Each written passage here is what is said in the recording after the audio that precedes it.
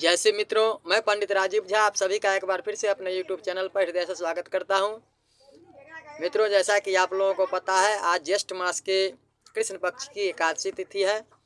तो आइए हम लोग जानते हैं कि इस एकादशी तिथि का नाम क्या है, इसे हम लोग किस नाम से जानते हैं तथा इसके व्रत में पूजन की विधि क्या है और इसका पारण किस चीज़ से किया जाता है।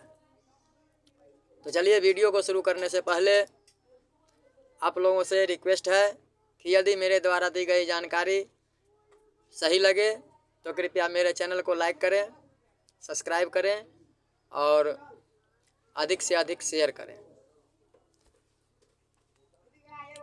तो प्रेम से बोलो भगवान श्री विष्णु की जय।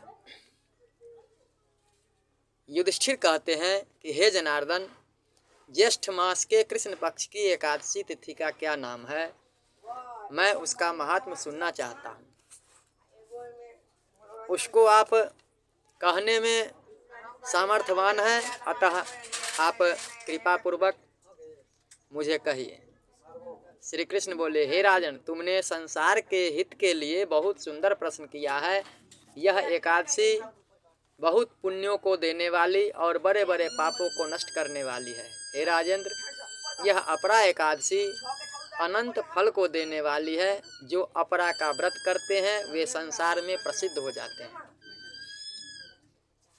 ब्रह्म हत्या, गोत्री की हिंसा करने वाला, गर्भ हत्या करने वाला, दूसरे की निंदा करने वाला, पर स्त्री का गमन करने वाला, ये सभी प्रकार के जो पाप हैं, हे राजन, अपरा एकादशी के करने से वो नष्ट हो जाते हैं। तथा झूठी गवाही देने वाला, झूठी प्रशंसा करने वाला, क्रय विक्रय में कम नाप तौल करने वाला, झूठ बोलने वाला, वेद पाठी ब्राह्मण अर्थात मिथ्या वेद पाठी अर्थात झूठ फूस का जो वेद पाठ करता हो, ऐसे ब्राह्मण, मिथ्या शास्त्र का रचना करने वाला, ठग ज्योतिषी, कपटी वैद्य, ये झूठी गवाही देने वाले की तरह ही नरकगामी होते हैं। हे राजन, अपरा एकादशी के सेवन करने से इन सभी पापों से वे छूट जाते हैं। जो क्षत्रिय अपने धर्म को छोड़कर युद्ध से भाग जाता है, वह अपने धर्म से भ्रष्ट होकर घोर नरक में पड़ता है।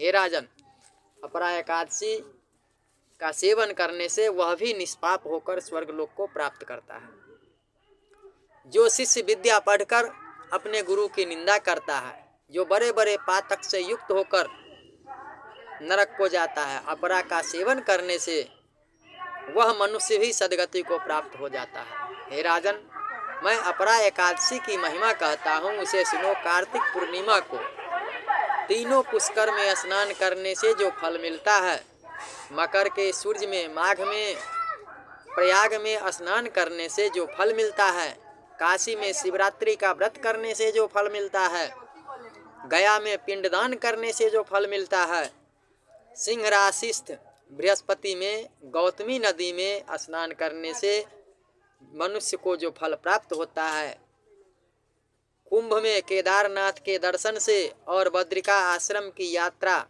और उस तीर्थ का सेवन करने से जो फल प्राप्त होता है, सूर्य ग्रहण में, कुरुक्षेत्र में हाथी, घोड़ा और सुवर्ण के दान करने से, यज्ञ में सुवर्ण दान करने से जो फल मिलता है, वही फल मनुष्य को अपरा एकादशी का सेवन करने से मिलता है।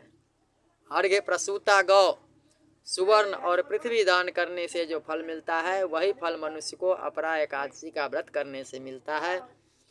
यह पाप रूपी वृक्ष को काटने के लिए कुल्हाड़ी और पाप रूपी ईंधन को जलाने के लिए वन को अग्नि के समान, पाप रूपी अंधकार के लिए सूर्य और पाप रूपी हिरण के लिए सिंह के समान है। हे राजन, पाप से डरे हुए मनुष्य को अपरा एकादशी का उपवास करना चाहिए। जो एकादशी का व्रत नहीं करते वे मनुष्य जल में बुलबुले के समान और जानवरों में फतिंगे के समान हैं।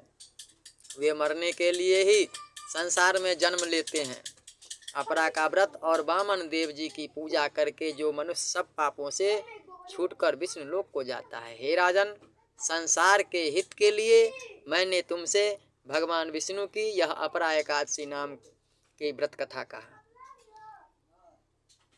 तो अब ये अपरा एकादशी व्रत का जो पारण है,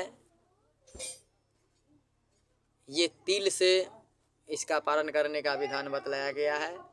ज्येष्ठ मास के कृष्ण पक्ष और शुक्ल पक्ष दोनों पक्ष की जो एकादशी तिथि है, एकादशी का व्रत है, उसका पारण तिल से करने का ही विधान बताया गया है।